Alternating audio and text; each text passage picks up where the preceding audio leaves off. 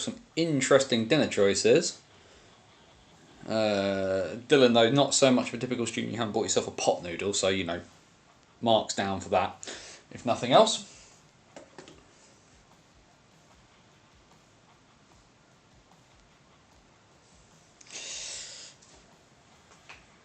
There we go, a few bits and pieces coming in there. What we will do is we will wind that down.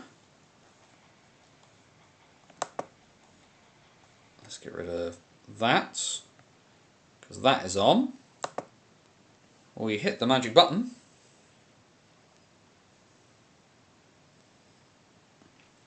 Hey, there we go. Look, I'm alive. I'm not crippled by a massive bunch of issues, a massive bunch of stomach issues, feeling like my insides are trying to kill me. We'll give people the opportunity to get in, as we usually do. We'll get the bits and pieces. I know at least one of our regulars, of course, being as we've moved for health reasons. But I do know that the good Mr. Thomas Graham is currently in Berlin as Mannheimer winning in the Uber Arena in the DEL. Just quickly going to flick a few bits and pieces just to make sure, because we want to make sure that I've got the things to hand, because of course we can't keep tabs on games going on if we don't have the information in front of us, and it's very hard to do that on the computer when the computer is running at the moment. But there we go, there's those bits and pieces. And because it's Friday, because I don't drink on school nights, but we have got, let's get that in for the camera, hopefully the light will adjust, there we go, got to have a beer on a Friday. I wish Joe Scotsman sent me messages right as the show starts. Oh, okay.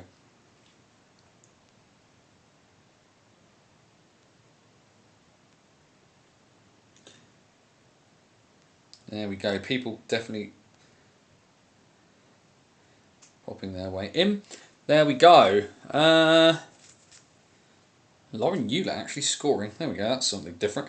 Either way, I think we need to, given the time, get rocking. Let's get rocking and rolling, shall we? Guys, gals, and the gender fluid and all beyond the binary. It's the wrong day. It's Friday. It's 8 PM, and for a special one-off, because I now don't feel like death warmed up. It's the BOTW What's Current stream. My name is Anthony Russell, here to take you through the weird, wonderful, and wacky world that is the National Ice Hockey League structure here in Great Britain. We focus on the National Division. That is our bread and butter, our home port, as it were.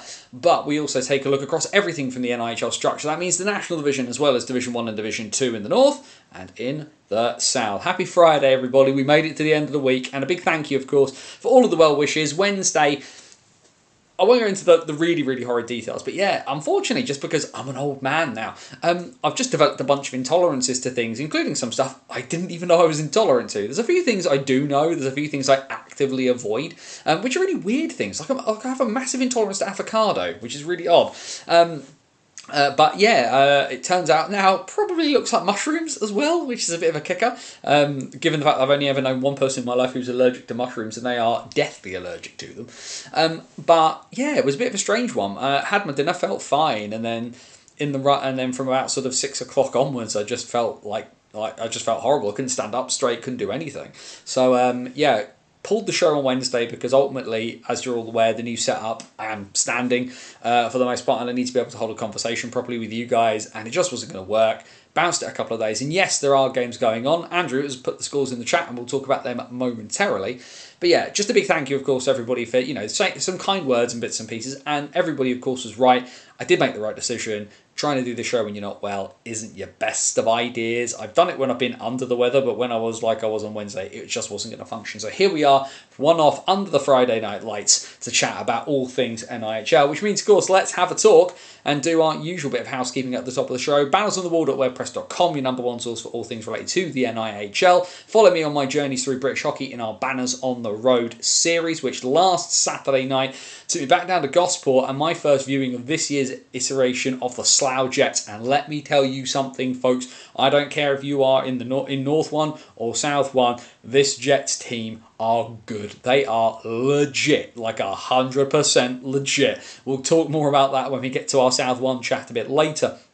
But yeah, if they end up at Coventry or they end up winning the whole lot, I would not be surprised. They are terrifyingly good. The other thing, of course, that you can do is you can check out, like I say, my whole journey through the last couple of years. Banners on the Road is the way of doing that. But there's also the Hockey Story series, long form pieces of content. Some of it's written, some of it's in video form. But basically, you can have those in-depth looks at a few bits and pieces from the 19th century to the present day, behind the Iron Curtain, into war, and beyond. There is a new piece that will be coming out not this weekend but the weekend after. I do need to sit down and finish actually writing it, but yeah, like I said, it's just been one I've been working on. The idea is that it will kind of be out, I'm not sure whether it's going to kind of be out on the weekend itself or just after the weekend, because usually, of course, Banners on the Road comes out somewhere on like a Tuesday or a Wednesday, so it'll be around that point as kind of a replacement.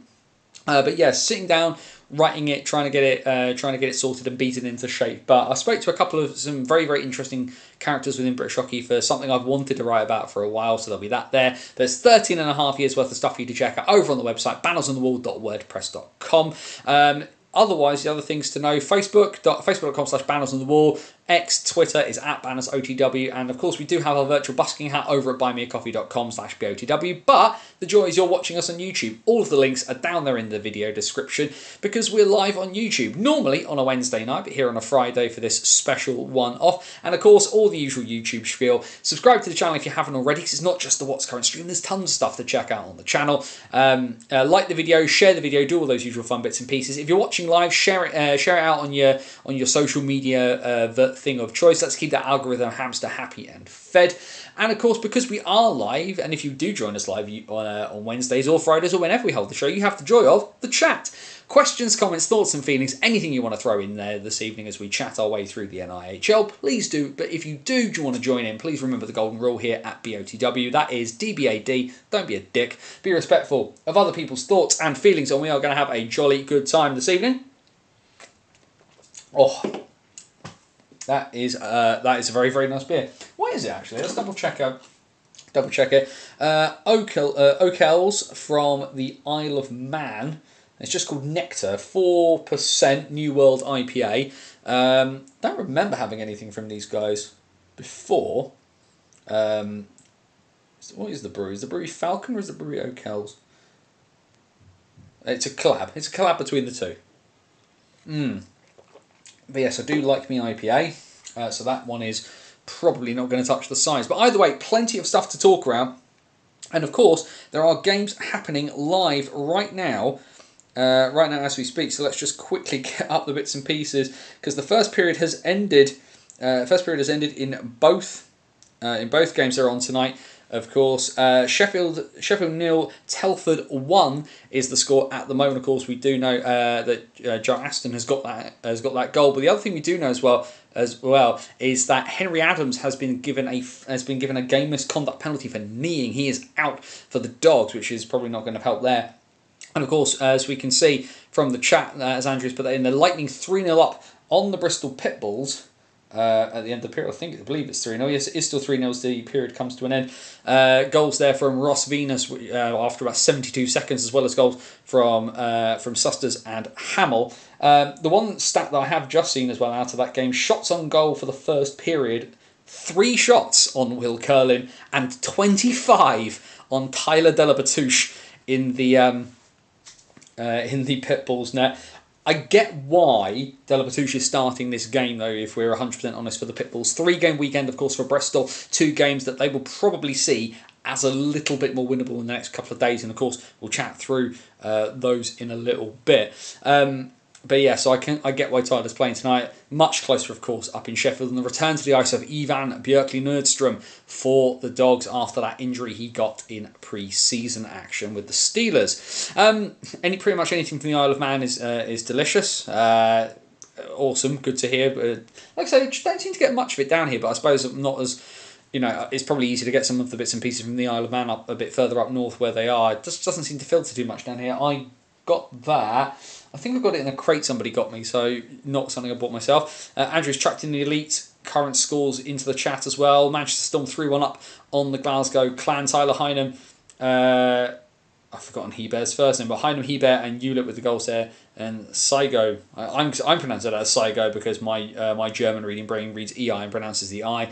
And then Dundee 2-0 up on the Five Flyers in the Challenge Cup at the moment. But yeah, so we'll get this bit out of the way at the beginning because I like to kind of smack the harder topics right at the top of the show.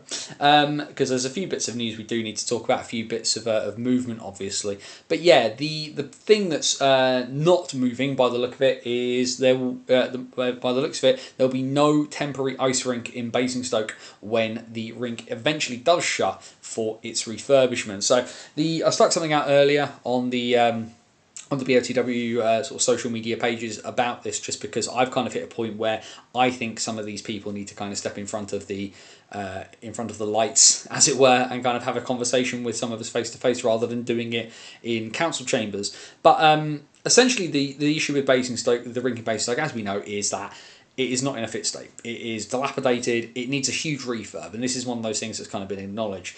The issues that have arisen are what they are.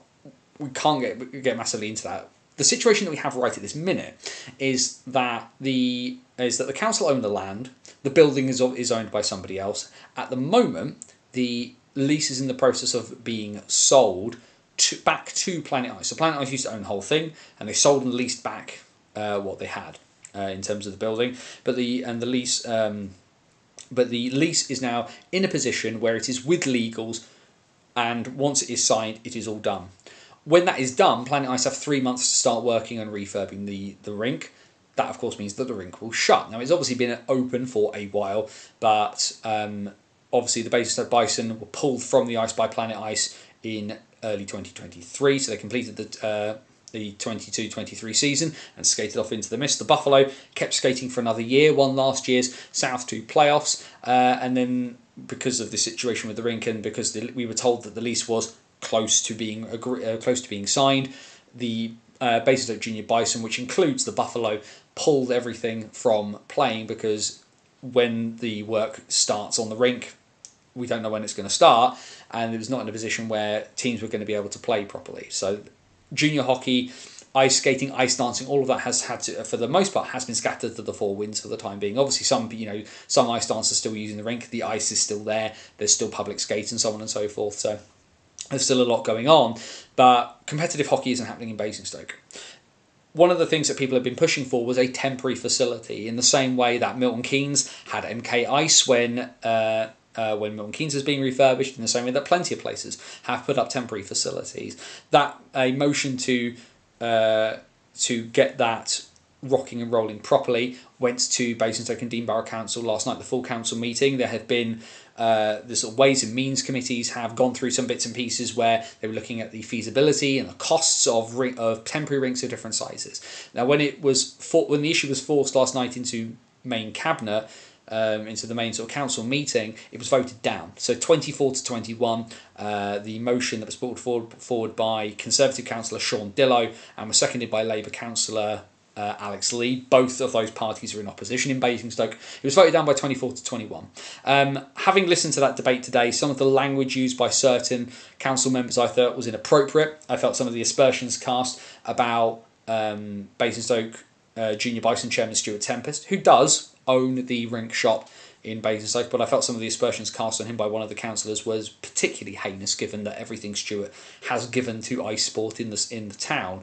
And I feel like from my perspective, I feel like there was just a massive lack of understanding of not looking kind of past the borders of Basingstoke and Dean as to what that kind of offered. Because aside from the fact that the ice rink offered a massive amount, and it was Bison hockey was the most attended sport in the town.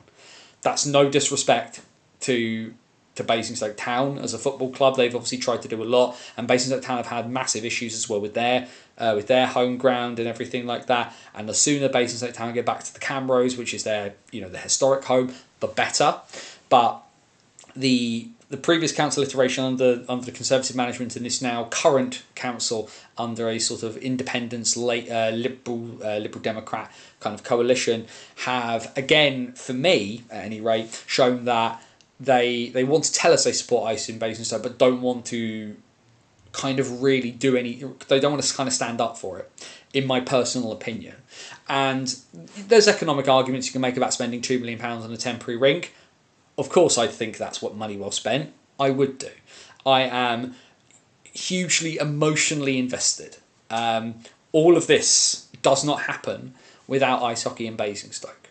So, yeah, I think they've made the wrong decision. I think they are selling short the town, the county of Hampshire and the region by not allowing people to continue to do what they do in the town. Of course I'd say that. But what I have offered, and what I will always sincerely offer anybody in the positions of power, because I like to think, we had Daniel Smith from from England Ice Hockey Board live on the show one time. I've spoken to the heads of the NIHL's Department of Player Safety. I've spoken to club owners, team coaches.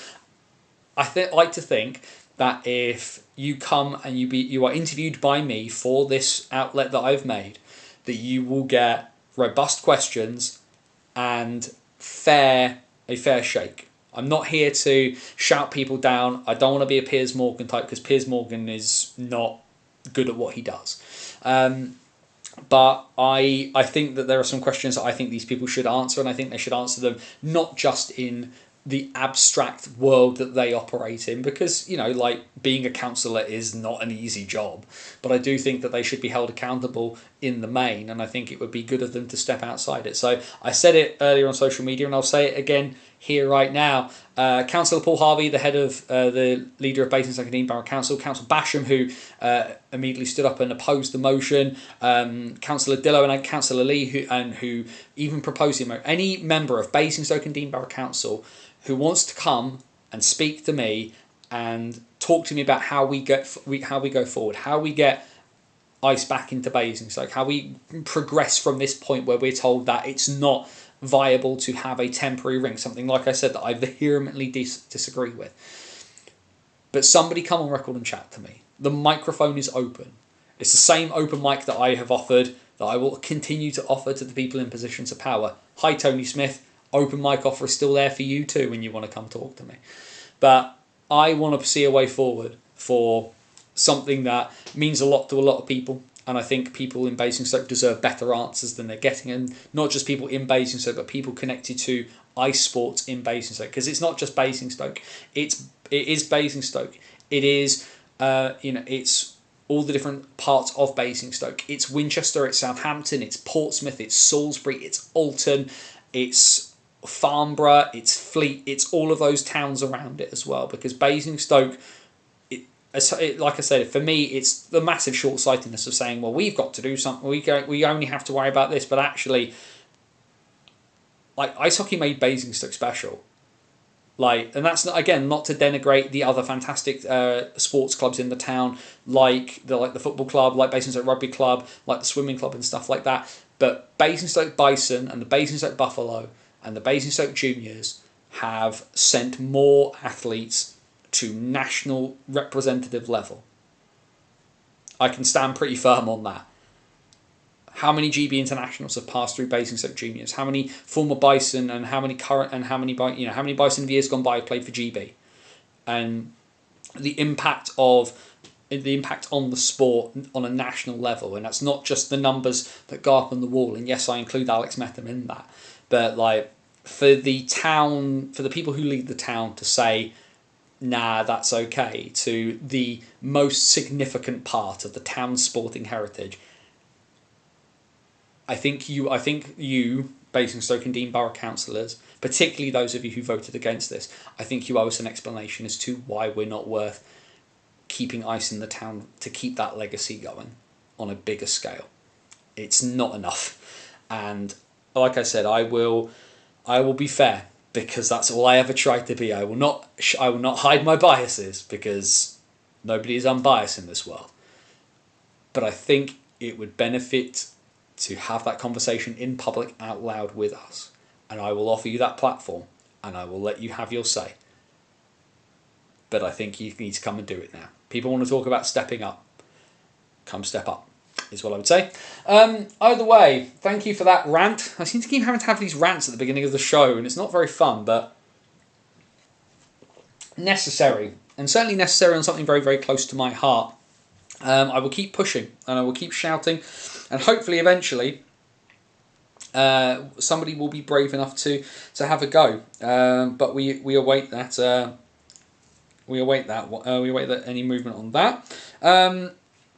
Anyway, we should probably. It says just having a quick squiz just to see if the bits and pieces are updated. Nothing there at the moment. Dylan Z stuck something in the chat. One thing that surprised me that council and politicians never consider is to go on about the NHS struggling. However, they give little to no support to sport which actively helps the NHS. Something I've studied at different levels and multiple times for both sport and e-sport, and the benefit that sport and PE has on the NHS is baffling. It's extremely ignored. Sorry I'm late, hope you're feeling better, mate. P.S. Come on the Hawks. Cheers, Graham. Make sure, of course, Graham does the Blackburn Hawks podcast. Do go check out those bits and pieces if you want to keep your eye on something from a North One perspective. Actually, there's some really good stuff happening in North One at the moment. Graham does Blackburn. You've got Craig, Carol and Jono who are doing the Billingham podcast. Jono, of course, does his own podcast called Stick to the Pod, which is purely about One North. Widness, of course, have got their live show every week. There's some good stuff coming out of it. Dylan, of course, commentates for the Nottingham Lions. So there's some. I think people sometimes North One, particularly down here in the south, of course, just doesn't quite get the looking. But it doesn't feel like. It sometimes feels like North One kind of gets slept on. There's a lot of good stuff happening in North One, even to the point actually. Owen Dell, former Invicta Dynamo, former GB Youth International, of course, spent some time in America. Did Owen Dell playing with the Hershey Cubs? Is now at university in Leeds. I believe he's at Leeds Beckett. But he's obviously playing for Leeds Knights too. He's doing some bits for his media course. So, like I say, it feels like North One gets a bit slept on because things are a bit more quote unquote professional down in the south. And so. Yeah, it's a lot of fun to kind of talk about that. Either way, he says, as he quickly refreshes the scores, and the period's not started, so not too much has started, so Bristol are not losing it any further. We should probably wait until myself and Graham make a Penguins podcast. I love the two of you. I am not listening to anything about the Pittsburgh Penguins for love nor money. Anyway, let's have a look as we head back to last weekend from the NIHL National Division, because of course there were some big games to chat about, and of course there was a Yorkshire home and home last weekend, and on Saturday evening it was advantage Leeds Knights over the Hull Seahawks. These two of course battling near the top of the table, but it was all eyes to the western side of the county they call God's Country. Goals for Fagalis, McMullen, Gallagher, Matt, two from McMullen, as well as Matt Barron and Matt Bissonette for the Knights. Owen Sobchak, Jason Hewitt and Johnny Corneal with the goals for the Seahawks. Of course, speaking of Hull, we do of course send our best wishes to Matty Davies. He's had his knee operated on today, so he'll be missing for a little bit of action. Chris Wilcox will take the bench for the Seahawks going forward at the moment. And then towards the bottom end, a couple of teams that we know are going to be fighting for the playoffs, and a big win for the Berkshire Bees. Of course, they got themselves rolling with that huge win over the Knights. It's back-to-back home victories for Dominic Gabai and Ashley Tate's side. Will Stead with 2 goals, Marcel Balash with 2 goals, and Dom Gabai with the goal right at the death as well. 2 goals from man of the match Liam Stenton, and a goal for local boy Mason Alderson scoring in front of his mum and dad, which obviously was a pretty big event for him. Apologies there, just not my laptop flying. And then the first appearance of the Swindon Wildcats Oktoberfest jerseys. We will ignore the fact, and this is one of those things to remember, because yes, ladies and gentlemen, I'm a pedant. Oktoberfest isn't in October. It finishes in October. So the Swindon Wildcats celebrating Oktoberfest after it's finished. Make your own jokes on that one. But after after some interesting results recently, it was a pretty dominant performance from the Wildcats. Not the best of nights for Hayden Levine in net for the Phantoms. Nathan Salem, Cameron Huff with the goals for the Phantoms. Glenn Billing, Jake Bricknell, Ed Bradley, Dylan Lipsey, and a couple of goals as well from Tomasz Malazinski with the 7-3 win for Aaron Nell's side. I'm going to move that down there before I knock anything flying. And if it's goals you wanted, well, MK was also the place for there. The struggles continue for Telford, of course, got their first win the weekend previous against Bristol, but they are very thoroughly given a good old-fashioned smacking by the MK Lightning. 8-3 in that one. Ben Brown, Callum Field, Tom's Rutkis, Corey McEwen, Jordan Cowney, Max Stewart, Ross Venus, and Martin Susser. So not just 8 goals, 8 different goal scorers. Devon Skaleski, Scott McKenzie, and Louis Newell getting the goals for the Tigers. Of course, we see there an assist for Corey Goodison. His short-term deal has come to an end, and he has departed. Interesting, of course, the fact Telford felt the need to tweet out tonight that Corey Goodison was missing because he's left. Generally, yes, you will miss the game that you are after you have left. That's normally how that would work. And then in another one, and the Romford Raiders just keep on rolling. They have been very much the surprise package to start this season, and they've done it away in Sheffield again. Another home defeat for the Steel Dogs here. Is somebody's put something in the Raiders' porridge to start this season. Morgan Clark Pizzo, Jonathan Phillips with 2 goals there for the Dogs. Another goal for Jacob Branson. I can't remember what his record in a season is at this level, but he certainly started off quite well, as well as goals from Brandon Aliff, Tyler Nixon, and Aidan Wilson there. The Raiders 3-0 up by the end of the first in this one before the Steel Dogs battled into it. The Dogs have done this on a couple of occasions, fallen behind and pulled themselves back in, but they do need to stop putting themselves in holes. Also, looking at you, Guildford Phoenix. Jake Brunel goal was superb and against an import netminder. I think in a situation like that, I don't think it would matter whether the netminder was from Britain, Canada or Mars. Like, when you're on a run like that, it is very hard to stop you. And then, of course, we had this one.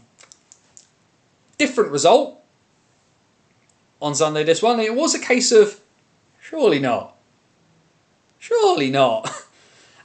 And unfortunately, right at the death, it was not. But what a fight back from the Bristol Pitbulls against the MK Lightning, ahead after just 56 seconds from Reece Cochrane. 2-0 up at one point, in fact, after Ewan Hill scored. But MK did fight themselves back into it. Yeah, the goals in regulation from Cochrane, Hill, Cam Hamill and Nick Price, with the late power play goal tying things up for the Pitbulls. Jordan Cowney with 2, as well as goals from Ben Brown and Tim Wallace for the Lightning. But it goes all the way to the shootout, into the sudden death of the shootout.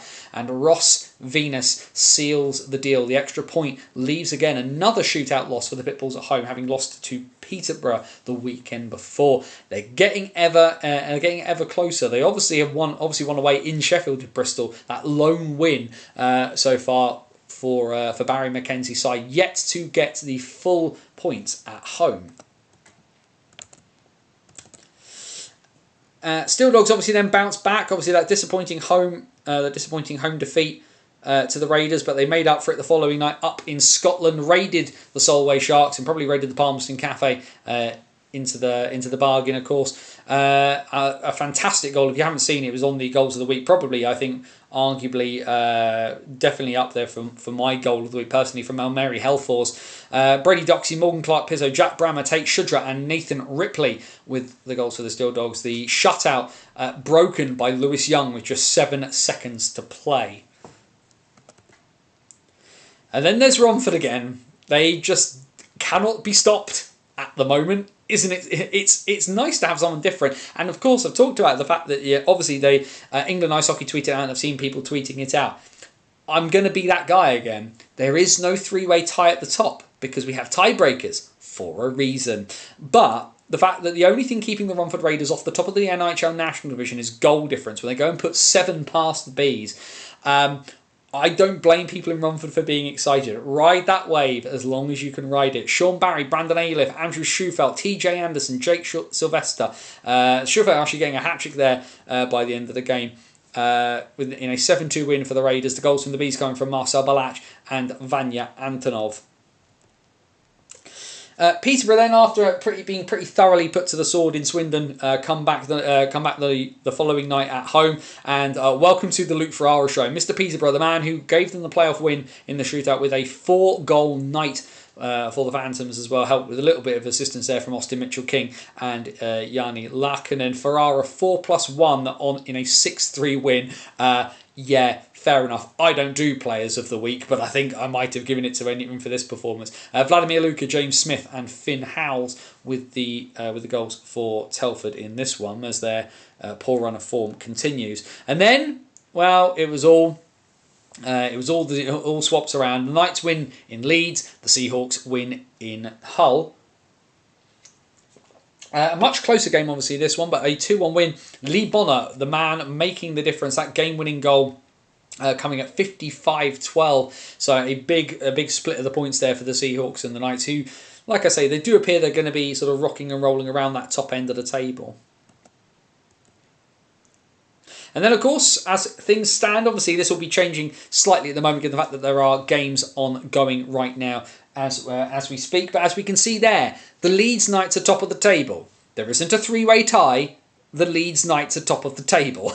But they have played one more game than both Milton Keynes, Romford and Hull. MK, Romford and Leeds, of course, they're tied on 14 points. So yeah, like I said, the only thing keeping the Romford Raiders from the top of the NHL National Division is goal difference. And when you consider the absolutely massively turbulent summer they had, Romford fans are going to be in 7th heaven. They are going to want to turn the Sapphire into a place nobody wants to come and play. Hull in 4th place. They are on 13 points from 9. So also with a game in hand on Leeds at the top. Peterborough then 12 points from 10. Swindon 11 from 8. So they of course have a couple of games in hand that could put them above others as well. Sheffield 11 from 8 heading into today. The Bees 7 from 10 round out the playoff spots, followed by Solway, who have 5 from 9 in 9th. Bristol still not on the bottom of the table, despite having conceded 61 goals in 9 games. With 4 points from 9. Telford with just that one lone win all season. They are bottom of the table with 2 points from their 9 games played. Which of course leads us into the games we've got this evening. The fantastic Max Van Mullen on the graphics for us at the moment, as we know, MK versus Bristol, which currently sits at 5-0 to the Lightning at the moment. Extra goals in the second period coming from Ross Venus and Harry Gulliver in that one. I can see Andrew's just put into the chat as well a second goal for the Telford Tigers. They now as they are 2 goals to the good. A goal, Vladimir Luka from Finn Howells has them in front there. We head then into tomorrow, Saturday the 19th of October, and a big round of games as to be expected, and one that is now a top of the table clash that we never thought that we'd be seeing. The Romford Raiders and the Leeds Knights are playing in a game where the winner could be top of the table, and that includes Romford. That's crazy. Like I say, it's fun to say. It's fun to have somebody different involved in it. It should be an absolute cracker down at the Sapphire. Raiders fans, a bit of something different from my programme article this week. I do hope you enjoy it. Another Yorkshire derby for the Seahawks. They take on the Sheffield Steel Dogs at the world's most versatile arena tomorrow night. Swindon take on Telford in another appearance for those Oktoberfest jerseys. It's the first of a home-and-home split along the M4 for the Bristol Pitbulls and the Berkshire Bees. They meet at Cribbs Causeway tomorrow night. And then the Solway Sharks will take on the Peterborough Phantoms. Jordan Marr gets the chance to get some revenge on his former employers. And then into Sunday, for Sheffield will take on the Solway Sharks. Leeds take on MK, which again, another huge game this weekend. A big weekend for Leeds in terms of stepping up. The Peterborough Phantoms take on the Romford Raiders, so a tricky task there for the Raiders away from home. Nobody likes playing in Peterborough. The second half, of course, as we mentioned, of that home and home, the Bees versus the Bristol Pitbulls, which is where I will be on Sunday. Going to be really interested to see the Pitbulls live with my own 2 eyes. Going to be an interesting one though, and of course I'll probably have to give the Pitbulls a little bit of leeway just because they'll be playing the 3rd game in 3 nights, 2 of which of course have been away from Bristol. And then of course Sunday, it's Telford, they're at home, they take on the Hull Seahawks.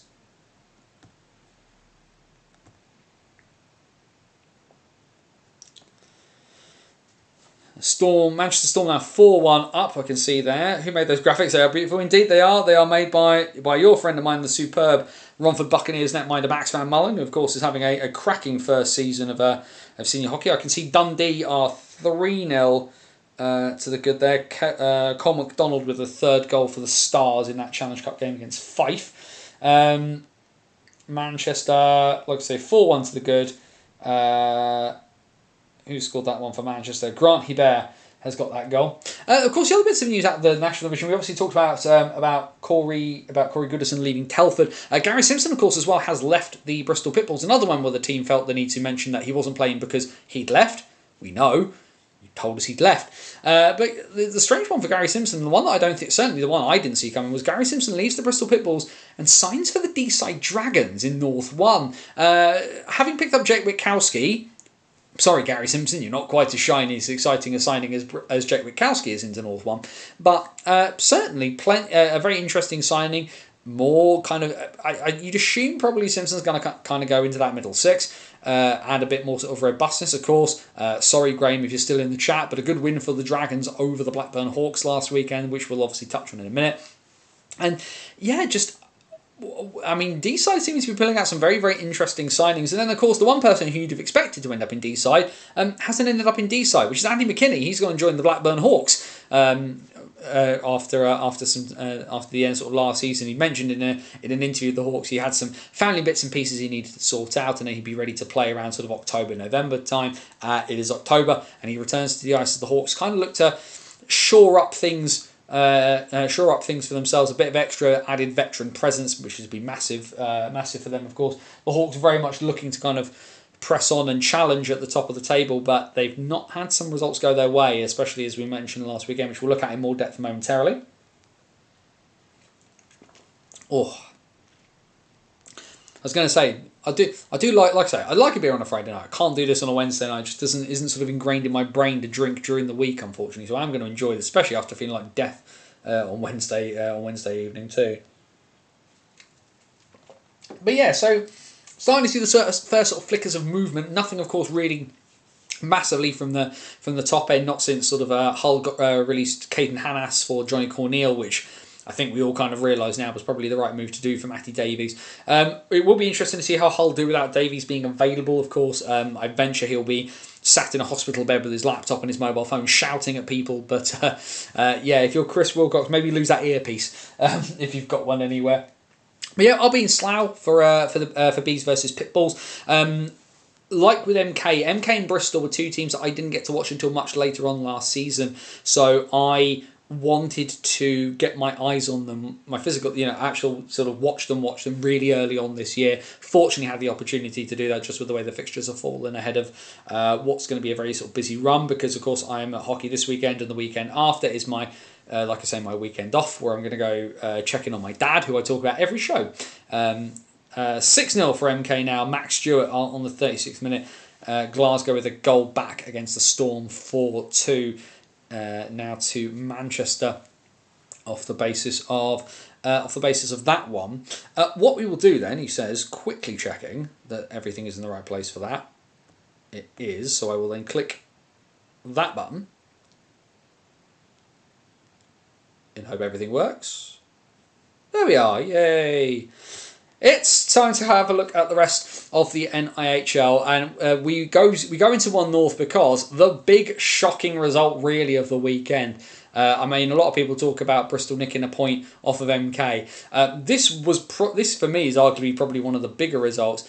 The Sheffield Scimitars are off the mark, and not just off the mark, they win away at the league-leading Hull Jets. What a result for the Shims to go 8 defeats on the bounce, and then to finally get themselves on the board. And not do they just get themselves on the board, they get on the board away from home against the team that's been setting the standard in this North 1 division so far. What a result for them. All the goals as well coming in the third period, as you saw. It was 0-0 through 44 minutes, which is pretty impressive. Sam Rogers putting the Jets in front before goals from Jack Dransfield and Christian Pelling get all of those goals as well coming on the power play. So you can see that sort of the end of the game, pretty busy, all things considered. Roughings, misconducts, and the like there. But ultimately, it's the Shims who get the win, and who, of course, needing points desperately in the race to try and nick that last playoff spot.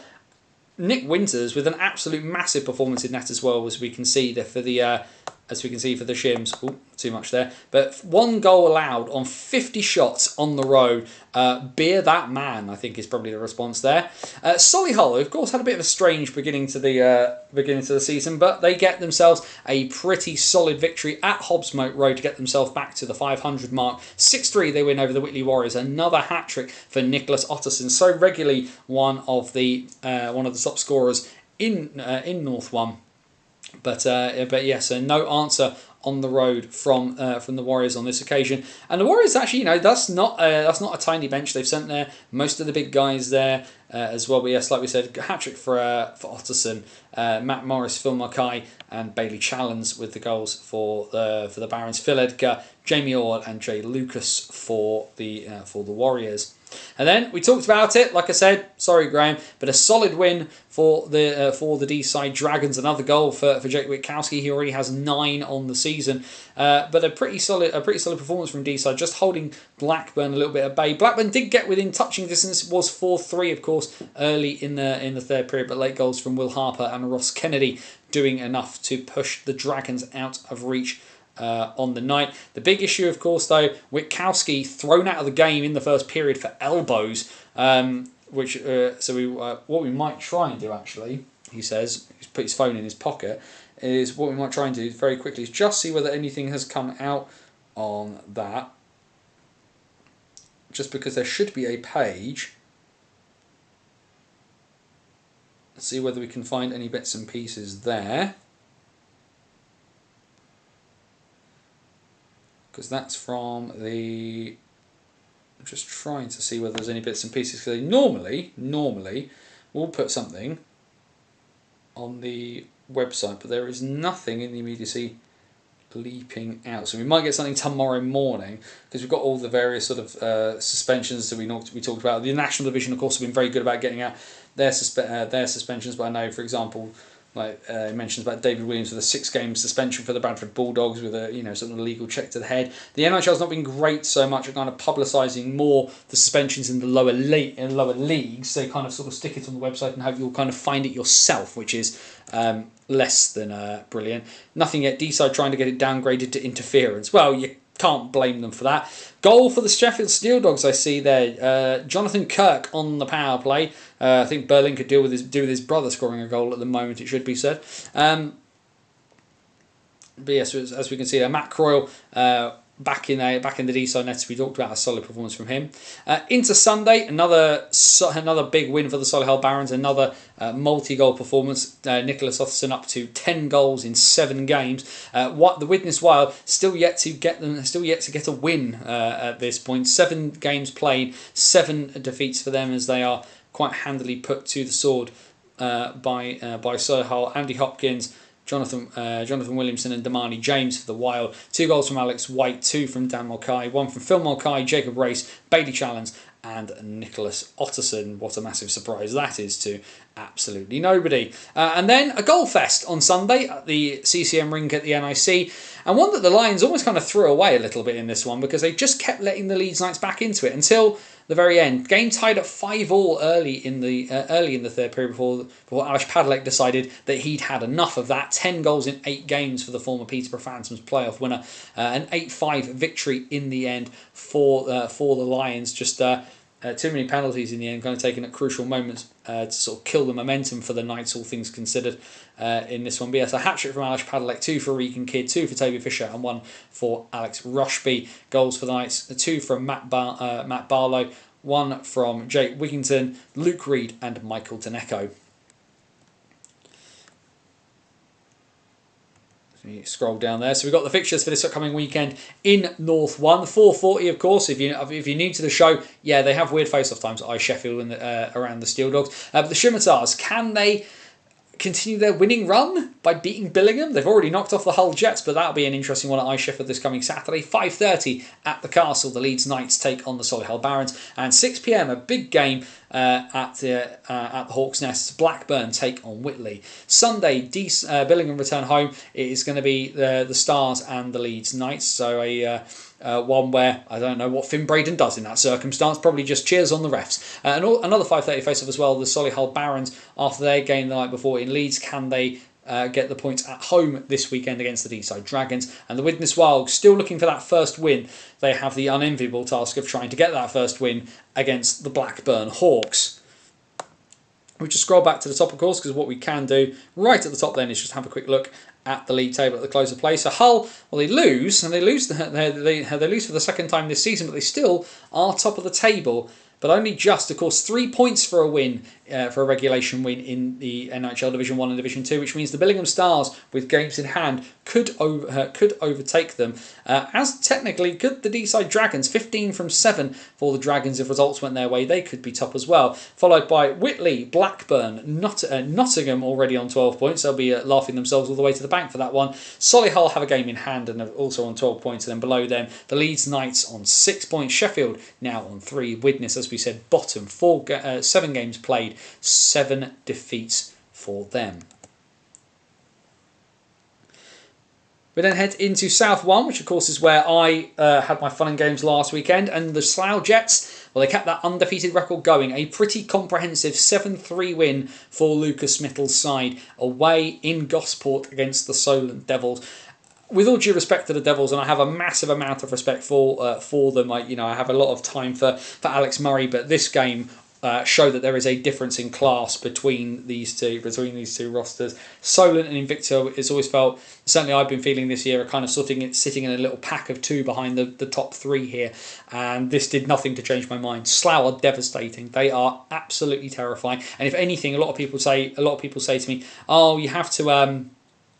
You have to play differently in Gosport. And actually, Slough didn't really play any differently. If anything, that sort of having less space almost benefited them, because it didn't give Solent any options as to kind of where to go and what to do. That's not to say Solent are not a bad side, but it was a perfect storm. The Devils have got injuries. Of course, borrowed Elliot Lewis from the Bristol Pitbulls for this game, a former Gosport junior. 2 goals for him on the night.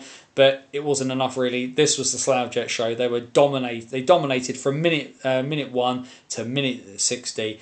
And nothing to kind of be said on there. If you want a more in-depth look at that game, please do go check it out at bannersonthewall.wordpress.com. The only thing I really would change about Slough Jets game is far too much nonsense off the puck. It's not necessary. They're so good and such a quality side. They don't need to be a bunch of ratbacks. I think it's probably the thing there. You can see in the chat, a second goal for Vladimir Luka is now 3-1 to the Telford Tigers in Sheffield. Could they be on for their second win of the season, or are the Steel Dogs going to pull themselves out of this hole?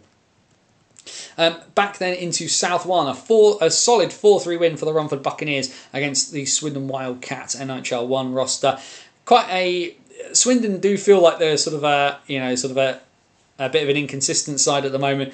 If they could find that consistency, they would be very, very dangerous in this level. They were 3-2 up with 44 minutes gone. Another goal in the season for Jay Warren, who has looked more than comfortable since dropping down into in South 1. But Elliot Dervish tying the game late, took it to overtime, and Tom Wilson, not that Tom Wilson, but the other Tom Wilson with his 4th goal of the season, stealing the extra point for the 2-1 split for the Buccaneers in this one. And of course, another fantastic performance in net by the graphics master himself, Max Van Mullen. That kid is 16. He is terrifyingly quality, and I worry about it as well. But should also be said, Ben Clark-Leach is also a very, very good netminder. Not quite had the support he'd like at times, but 4 goals and 42 shots is nothing to be sniffed at either. And then from that game, which was incredibly close, to a game that was not. Oxford still finding their way, absolutely knocked lumps out of in this one. Though it will, of course, be interesting to see what happens to Grant Bartlett. A tough night as well, though, for brand new Oxford import Johan Persson, announced on Saturday as being new to the side, and said he would ice. And in his first game playing for Oxford, he got assaulted basically by Grant Bartlett, got his nose broken. The fact, I don't know whether the video is on Hockey Fights, the fact that Persson's been given a 5-minute fighting major in this is ridiculous. He is quite clearly an unwilling combatant in that fight. There is absolutely no way he should have been given a penalty of any description. He's been given 5 minutes for being mugged. I think is the only way to describe that. Buccaneers were unlucky not to beat Solent, not the same team as last year. And, between having... I think people will kind of, because Max being such an unknown commodity as a netminder, when you think Sonny Phillips and Max Van Mullen as a 1-2 punch netminders in South 1, that's a really solid combination. And of course, with all the machinations this summer at Romford, we didn't even know that the Buccaneers were going to be icing. Because not unreasonably, I think people will have put their focus on getting the Raiders on the ice, but the Buccaneers have, like the Raiders, they're happy to be there. And they're having a whale of a time right now. But yeah, 13-1 the Chieftains win this one. Cam Bartlett is already on 11 goals in 6 games, after it, well, it's been a pretty solid start. Although the Chieftains will probably still be kicking themselves about that defeat down in Gosport. If we scroll our way just down through the bits and pieces, the bench at Oxford is getting ever so slightly deeper every week. But Morgan Parsons left in for all 13 goals in this one. 13 goals conceded on 62 shots, so 49 saves still.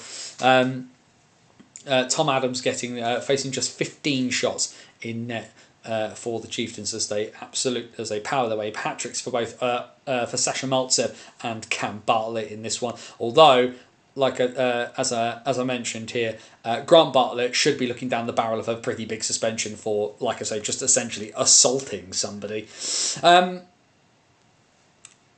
What we've got here, so Andrew's given us the end of the second period. Lightning 6-0 up on the Pitbulls. 2 goals from Ross Venus, 2 from Max Stewart, Susters, and oh no, he's deleted it. Oh well.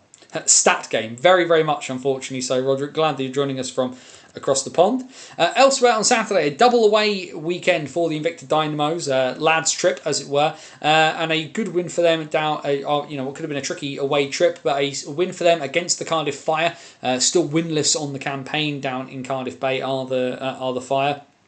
And unfortunately, never really came close in this one to defeating the Dynamos, who kind of went flying out of the traps in this one. 2-0 up inside 13 minutes. Mads Toon already on 9 goals in 8 games. Aaron Conley's on 8 goals as well. Tom Saul picking up 5 goals against NK probably helped him. He has 12 goals in 8 games. That Invicta offense, when it gets rocking and rolling, are something to behold. As we can see there, 2 for Toon, 2 for Connolly, 2 for Saw. Louis Colbin with a 3-assist night into the bargain as well. It was another stats night, as would be said. Ben Scanlon facing 60 shots on the evening as well. A tough night down in Cardiff Bay. Into Sunday then, and well, it didn't get any easier for Oxford as well. They did go ahead. They were a goal up after 10 minutes and 29 seconds. That lead lasted all of 16 seconds on that one. Slough with another devastating win. 18 goals in a weekend for them. 6 from 6. An 11-3 win. In what was the first senior start for Connor Dudley. Matt Smittle given the rest. Connor Dudley gets the full 60 minutes. Only faces 16 shots in his first ever senior start and his first ever senior win. It should be said in this one, I've known Connor Dudley since he was about 9 or 10, because he's a former Bison junior that moved across to what was the Bees and is now Slough. Massively proud, just really, really proud of the young man. I know his parents, Nick and Sharon are very, very proud of him as well. So I know he's doing what he can. Jamie popped his head in from there in MK. End of second, 6-0 MK. It's men versus boys. Della Batush's had to face 50 shots already through 2 periods. 25 shots in the first alone. He's kept the score down. He is a good one there. Andrew there with the other update as well. Dundee 5-0 up on 5 inside 35 minutes. Blimey, what an evening. It feels like there's been a lot of bigger results this one here. Ross Miller taking the duties there, but that is 24 goals conceded in 2 matches by Oxford. Their goals. The first goal in Britain for Alex Tidings, their Canadian import. Kieran Wilson and Caden Hughes with the other goals there. As we can see, all over the shop. 2 goals for Ollie Hemmings-Mayer, another 2 on the weekend for Jack Goodchild, 2 from Brandon Miles. The other goals coming from Seb Moore, Timo Lindgren, Harry Harmon, Luke Smittle and Jacob Minter. But like I say, congrats to Connor. Very, very proud of the young man. Hopefully the first of many to come for him. And then Invicta, well, they just... The inconsistency that has been the foe of the Invicta Dynamos has cost them again as they lose by 3-2 in Swindon against the Wildcats. Charlie Turner from Jay Warren from Dylan Lipsey on the power play. Inside what's marked there as inside the last minute. I thought it was slightly before that, but no, the score sheet says 59-17. Tom Saw getting his 13th goal of the year in 9 games. which is a pretty fantastic start for him. But it doesn't matter. All the points, all of them, stay in Swindon. So like I said, yeah, they're a funny team. Another big night for Jay Warren as well. 3 points on the evening for him. And Invicta left having to scratch their heads about the one that got away. 13 shots was all Swindon managed, but they take all 3 points. And then the Buccaneers, well, they had the tough trip, the late face-off on a Sunday against the MK Thunder. Thunder going down to their 8th defeat of the season. The Thunder lose by 6-2 against the Buccaneers. Another one that, MK stuck around and certainly, put up a bit of a fight, but ultimately you're going to struggle against the team with Uri Husker in it. Any team is going to struggle against that. First goals of the season for Sean Reynolds and Cole McCluskey. So congratulations to them on getting some on getting on the score sheet. But ultimately, it's the Buccaneers who get their 4th win of the campaign. Sonny Phillips getting the 60 minutes in this one. Caleb Sheehan with the respectable facing 34 shots, conceding 6 there. Which leads us to this weekend, of course. Solent and Oxford.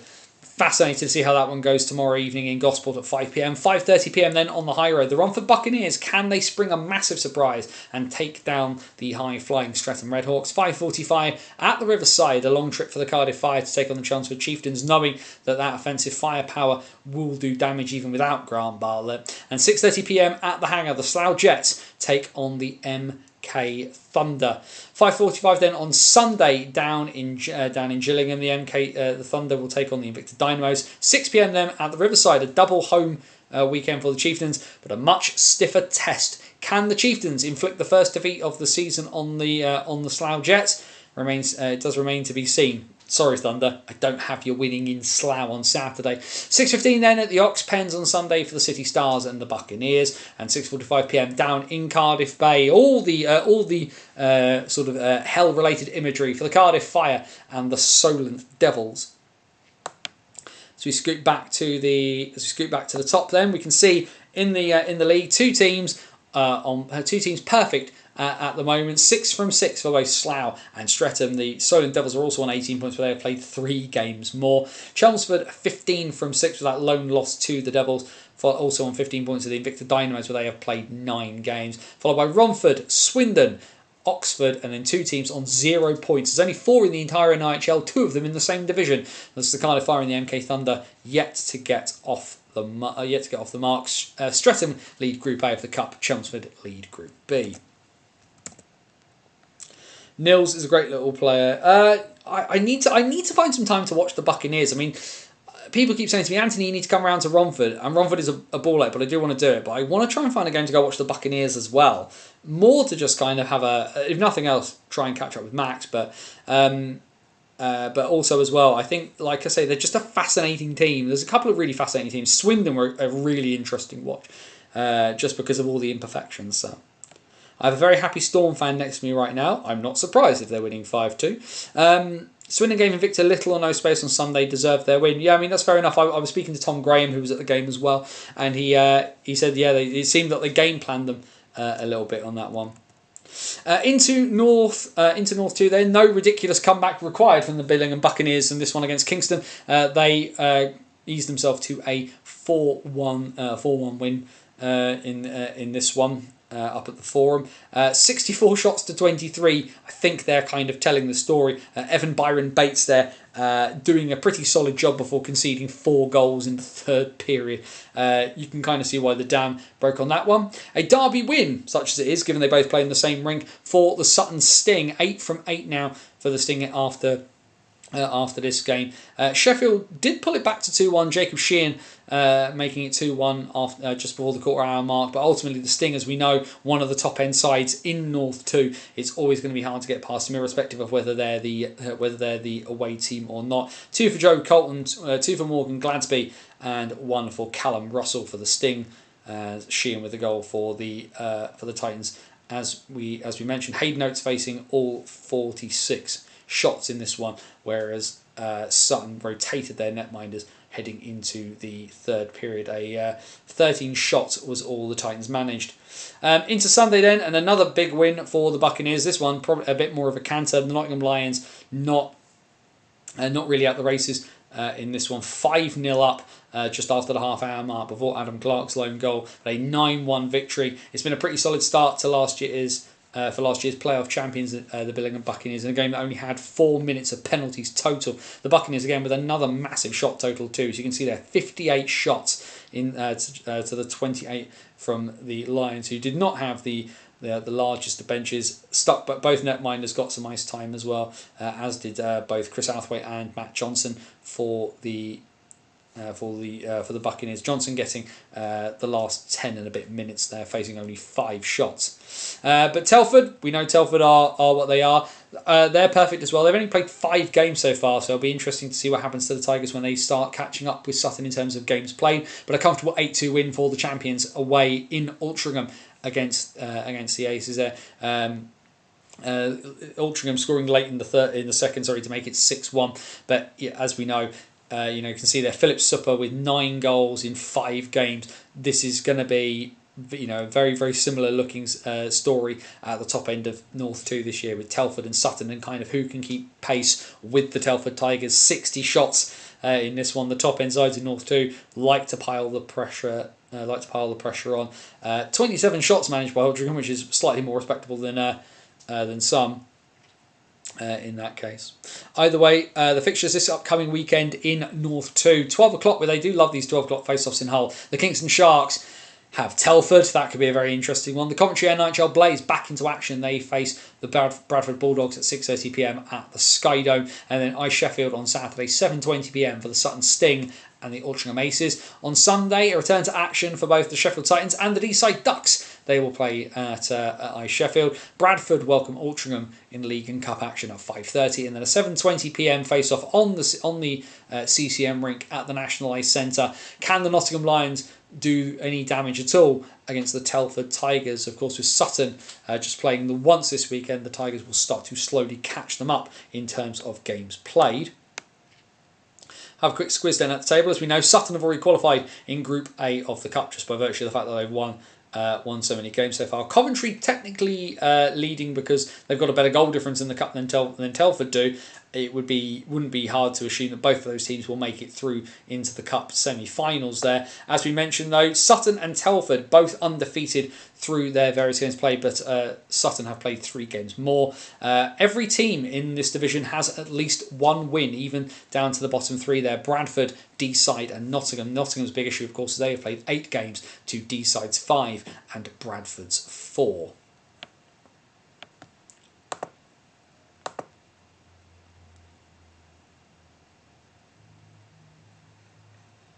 And they're giving a good quality steak at the Bucks this year. Stream, I'm not sure they're supplying good cuts to me. Hey, there's enough butchers who sponsor random folk. It's Josh Sherrington, because his other half, his father-in-law is a butcher, so his personal sponsor is a butcher. So I should really try and get some meat out of that. That'd be an interesting one. Get some good quality steaks or something like that. See what I can do on that front. Either way, then into South 2, and it was the big home opener, of course, for the. This has been added into this one because it didn't come from last week, so we can finally see the box score from the first ever game at home for the Cardiff Canucks. Their 4-3 defeat, as we talked about last week, to the Haringey Huskies. The game winner coming from James Hepburn early in the 3rd period. Some good pressure from the Canucks, but not enough to knock off what we know to be a very high quality South 2 side. And then into the weekend just gone, of course, Peterborough absolutely smashing the living daylights out of the Bristol Pitbulls. 8-0 in the 37th minute, very much ending the game as a contest. Nathan Pollard rampaging again across South 2 with 10 goals already. I believe he's 10 plus 4. Connor Pollard, I think we can just check it here because I'm not sure Connor Pollard, but Connor Pollard's on 11 assists in 5 games at this point. Bristol just not at the races in this one, as Peterborough absolutely dominate. Not a terrible not a terrible bench size to kind of go with either, but just not capable. Peterborough want the title, and of course the fact they've been able to play Luke Clark in so many games early on this season has probably helped as well. As we can see in this game, hat-tricks for Taylor Romeo and Leo Markey. 2 goals as well from Nathan Pollard into the mix as well. Hat-trick as well for James Wood. Congrats to him on that one. Frustrating to get a hat-trick and lose. Then on Sunday down in Gosport, it was a truncated game, this one. Finished at the 40-minute mark, but as my understanding is, the result stands. But ice conditions causing a problem down in Gosport that saw this game called off at the 40-minute mark. But it should stand as a 4-1 win for the Haringey Huskies in this one. Joe Wellingham, Connor Smith, Benedictos Beldikos, and a second goal of the night for Connor Smith. The lone goal for the Junior Devils coming from player coach Harry Cloutman on the power play. And then after a month of not playing, Guildford decided that they were going to do everything I told them not to do, but do it inside 2 periods instead of 3. I joked to Josh Sherrington during the day on Sunday that they needed to make sure they didn't put themselves into a hole, giving themselves too much to do in the third. Well, they were 3-1 down after half an hour, and then decided to wake up and make it 5-3 by the end of the second, before eventually nudging the Invicta Mustangs out of the way. This only the Phoenix's second game of the season, and Sol Studley is already on 5 goals. It's going well. This Guildford team, Peterborough, like we say, we know Peterborough want the title. They are going to have to go through the Guildford Phoenix to do it. As we say, 2 for Sol Studley, as well as goals from Jared Vigard, Josh Sherrington, Josh Aber, Ollie Dennis, Nick Minhinnick, and Jacob Rondo Smith, Edward Stedman, Aaron Ferris, Kevin Lake and Sam Oliver with the goals for the Mustangs. Of course, we do send our best to Josh Gebby from the Guildford Phoenix. He has retired due to concussion-related issues. He has been replaced as backup netminder at the Phoenix by former Solent Junior Devils netminder Tyler Campbell. How much ice Tyler gets, I'm interested to see. It's going to be Jake Studley's net going forward in this one, in my personal opinion. And then bad result for the Lee Valley Lions in the Eddie Joseph Memorial Cup. We knew it was going to be tough, especially against the Peterborough side that is pretty much free scoring. But a 7-2 win for Peterborough at Lee Valley sends them to 2 wins in the tournament. Lee Valley, they kept it close in the first. Obviously, 1-1. Ben Williams cancelling out Connor Pollard's goal before Peterborough just kind of turned on the style and very much kind of pushed their way past Lee Valley. This Peterborough side at this level look like they are really going to do the business. Raphael Gerard and Ben Williams for those goals for the Lions. Phil Maguire, Dan Martin, Jordan Ho, Leo Markey, Nick Martin, and 2 goals from Connor Pollard, with a 4 assist night for Nathan Pollard into the bargain, because of course. No Luke Clark in this one. A start for Vinny Graziano, and even Callum Leader getting a few minutes at the end there as well, as Ethan Frayne faces, no, you've not read that wrong, 92 shots. 7 goals on 92 shots. I don't know how Ethan Frayne went to work this week. Either way, not many games this weekend in South 2. It's 5:30 at Alexandra Palace. Can the Cardiff Canucks exact some revenge after Haringey spoiled their home opener?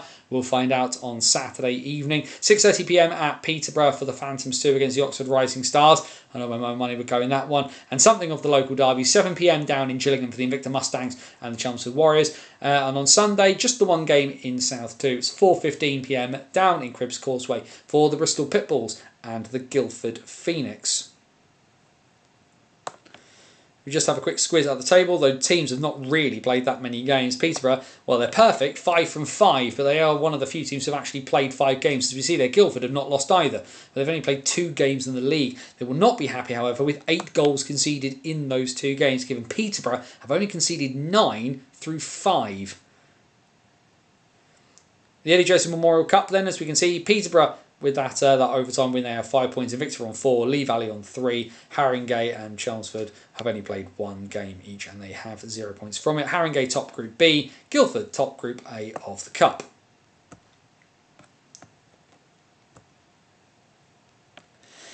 And there we go then. That is it. We have gone through everything across all 5 divisions of the NIHL, from the National to Division 1 and Division 2 North and South, which of course here on the What's Current stream, that means the door is open. What do we want to talk about? Everything.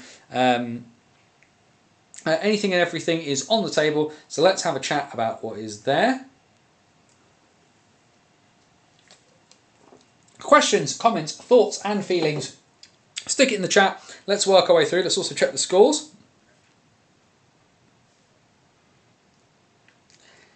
I can see from the message I've had from Tom Graham that the Eisbären Berlin have defeated the Adler Mannheim in overtime, which is what we like to see.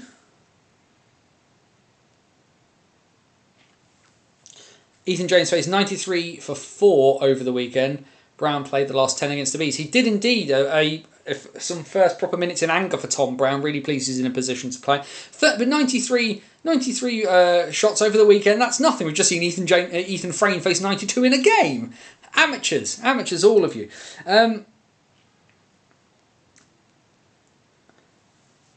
Andrew has very kindly put the W, is doing his usual duties here and putting the WNIHL results into the chat. What have I done here? Let's go there. So what we've got from the WNHL this weekend from Saturday: Whitley Bay Beacons versus Streatham Storm, Solihull Vixens versus Guildford Lightning, which should be an interesting one. Solihull, of course, are a pretty decent side. And the Queen Bees take on the Kingston Diamonds in Slough. Sunday then, Kingston take on Solihull and Streatham Storm take on the Queen Bees on the High Road. So still Sheffield 1, Telford 3 in the third period at Ice Sheffield, and still 6-0 to the Lightning in the third at MK.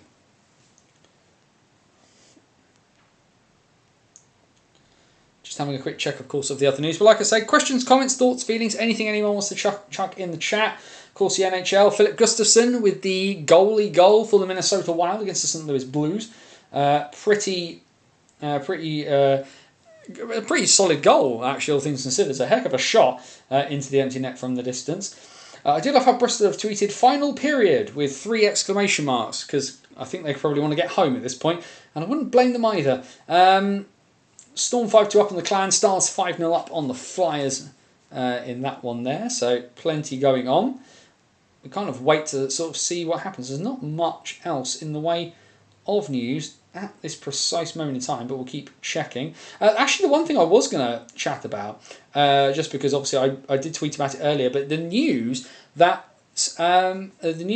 international friendlies coming to Lee Valley, the GB women's team will take on Poland for 2 matches on Friday the 8th and Saturday the 9th of November as preparation for the Olympic qualifiers. And those will take place at Lee Valley, which is fantastic for a bunch of different reasons. One, because I think GB needs to actually play more in other rinks around the country and get people more involved.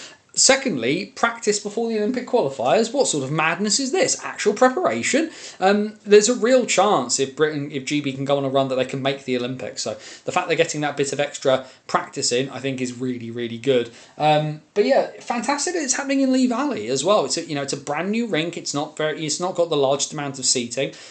With all due respect to the women's team, they unfortunately do not command the same audiences as the men. So, but also as well, if you're going to be doing Olympic qualifiers, getting any practice anywhere is really, really helpful. And if Ice Sheffield isn't going to be available, then why not use a brand new, shiny facility like Lee Valley? Why not do it? And also get women's hockey into a place in London. When was the last time an international game was played at Lee Valley, old or new rink? That's fantastic from GB. Goal for the Bristol Pitbulls. Bailey Harewood on the board. Already scored his 100th point for the Pitbulls in the last week. I believe it's 100 points in 88 games heading into this weekend for Bailey. Now has 101 in 89. So congratulations to him on that milestone. And well, apparently Pitbull fans, the comeback is on. So awesome on that thing. On that front. Just having a look at some of the having a look at some of the bits and pieces. That was the other thing as well. Obviously, Nicky Watt as a oh blimey! I've just seen this from Nicky as well. Due to bereavement of a close family friend, will be off air until further notice. We'll get back to you in due course. Obviously, pretty tough week for Nicky as well because his laptop's blown up in bits and pieces. No parking for spectators though. Lee Valley have told me, actually Lee Valley messaged me during the week to tell me that they have had a rectification to that situation, so parking is apparently not an issue anymore at Lee Valley for spectators. Was the message I had during the week. So that's pretty solid because yeah, what a faff and a ball like that was.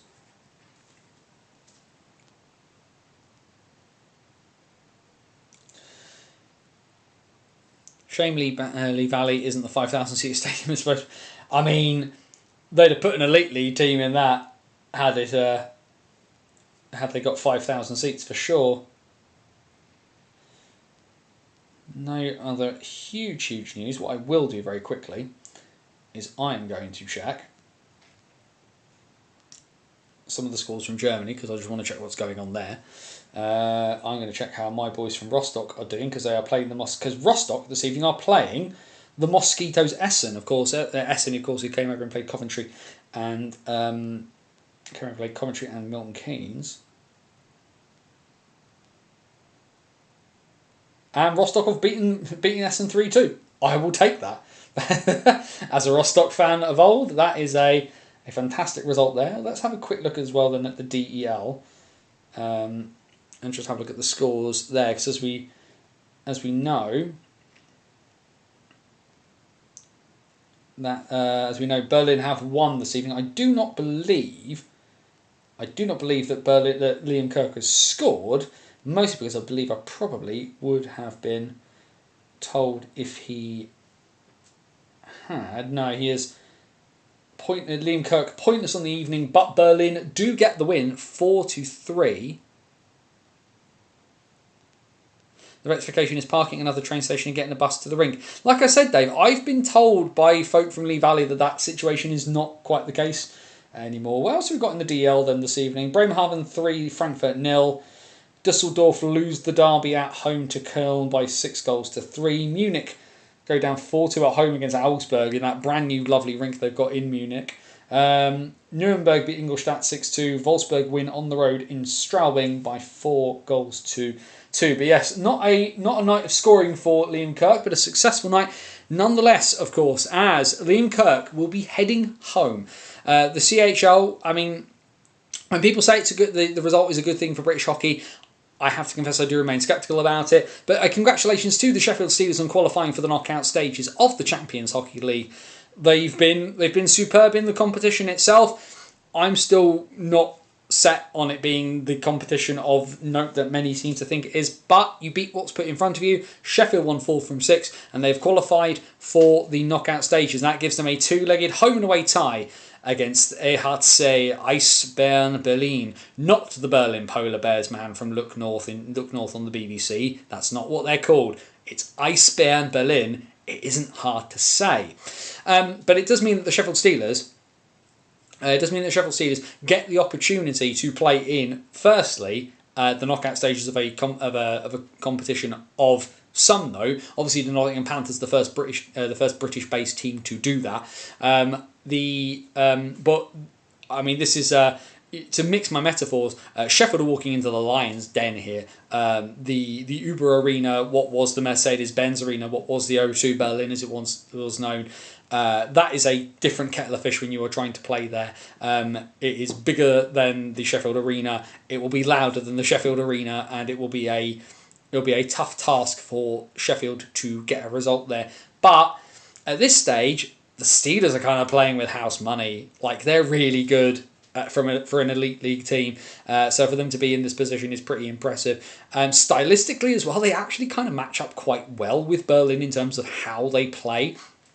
Because there are more similarities stylistically between the DEL and the Elite League than I think some would probably admit. Remember, of course, as well, actually, if you want to check out like the DEL, it can be a bit hard, and I definitely would not immediately recommend any illicit sources of any streams or anything like that, like on hockey. Definitely don't do that. But if you haven't got the time to sit and watch a full game as it happens, the Magenta Sport, so Magenta Sport, Magenta Sport, so like one of the sort of online streaming and TV services in Germany, like they put all the DL highlights up on YouTube for free, so you get the opportunity to at least kind of get a feeling, get a flavour of what you get from DEL hockey. And like I say, stylistically, it's quite similar to the Elite League. It's very North American stylistically. It's not quite, certainly the fighting doesn't go down very well there at all, really. It's kind of a very much kind of a last resort than a tactical thing that they will do. But a lot of very heavy checking, but a good chunk of speed into it as well. Very system based as well. So I think if you're wanting to see how Sheffield will do and you want to kind of see what they're getting into, go check those bits and pieces out, because it's good, interesting stuff. It's fun to watch. Steel Dogs with another goal back just before the 45-minute mark from Sam Cooper.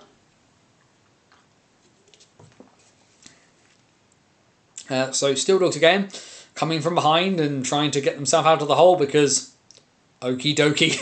I believe Curtis Warburton started tonight for the Dogs against Bradday. There's a message from Tom Graham. They're singing the song again.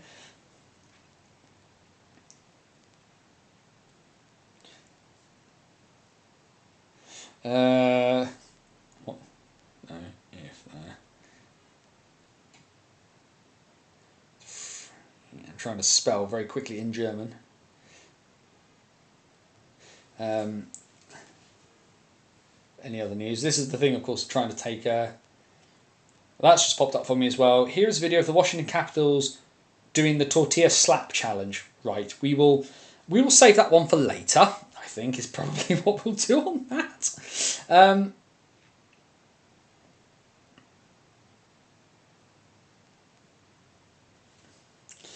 Anything else that we've got at the moment? So as we see, MK 6-1 up on the Pitbulls at the moment, although MK have just gone to the power play.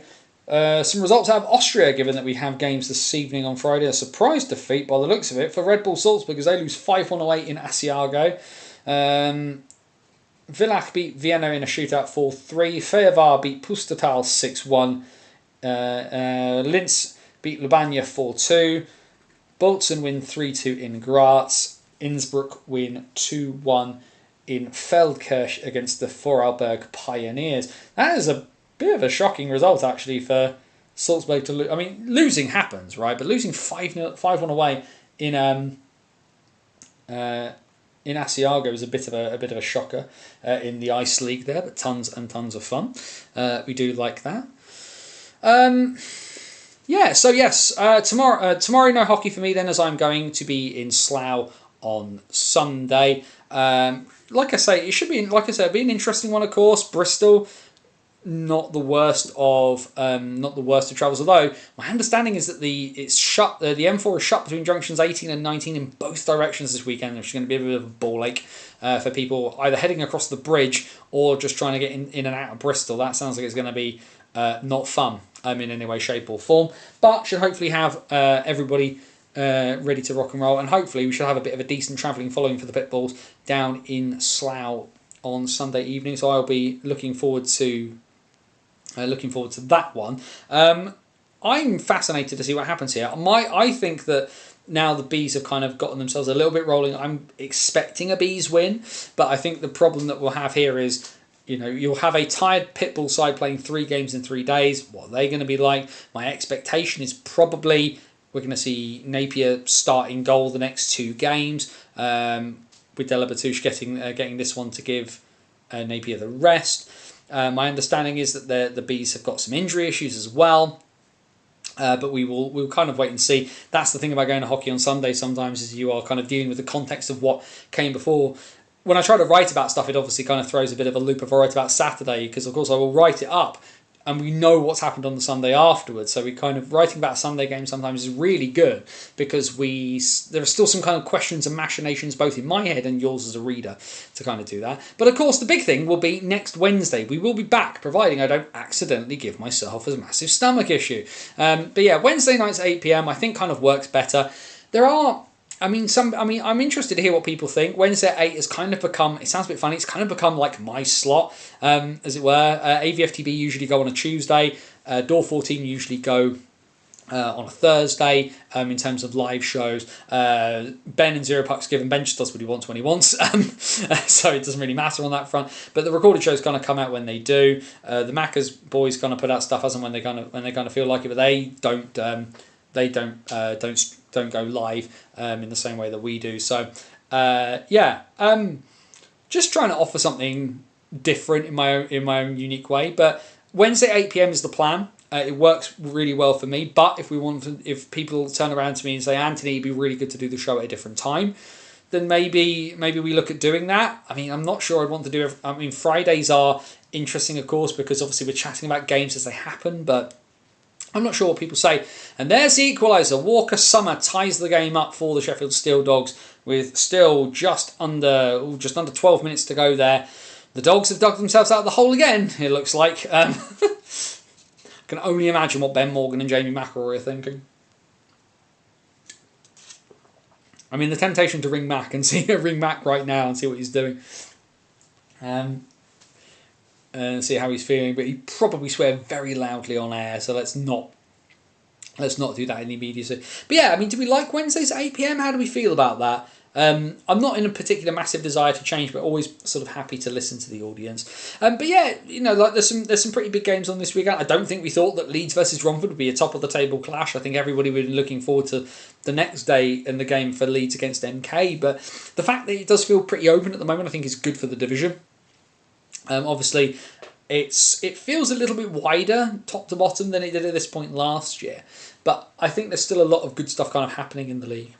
Either way, we're past the 25 past 9 point now, so I will say last call. Questions, comments, thoughts, feelings.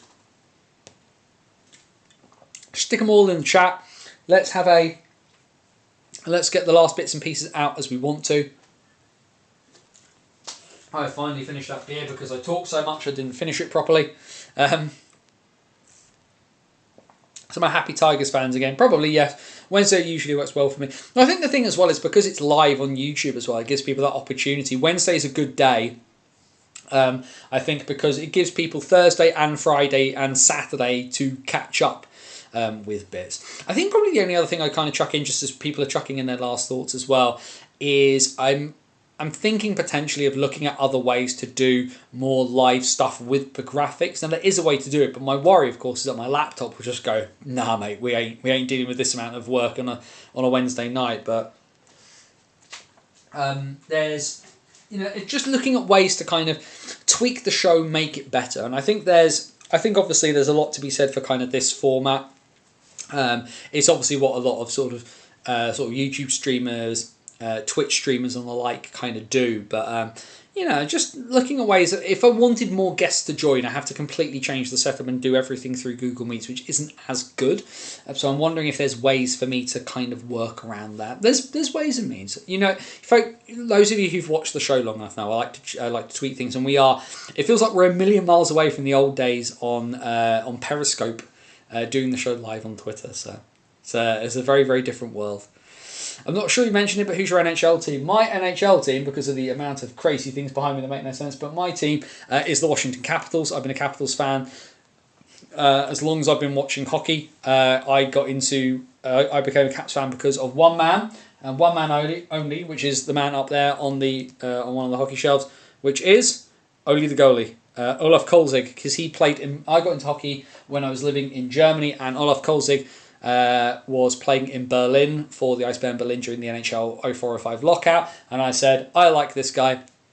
Who does he play for in the NHL? He plays for the Capitals. I like Washington DC and I like American politics. Let's rock and roll with that, and that's how it said. So I was there on the bandwagon when Ovechkin joined, when the Capitals were awful, genuinely terrible, back in those days when nobody first joined. So, but hey, thanks Gary Bettman for rigging the draft for us.